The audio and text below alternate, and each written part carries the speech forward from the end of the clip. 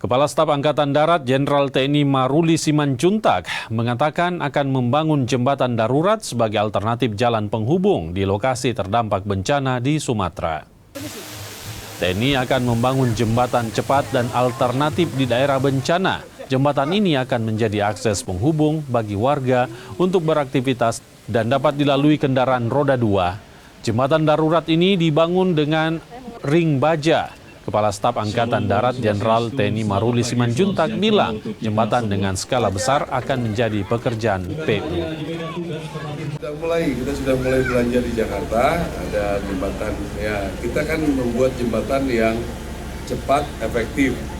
Kalau jembatan-jembatan yang memerlukan biaya besar, itu mungkin nanti akan tetap jadi pekerjaannya PU.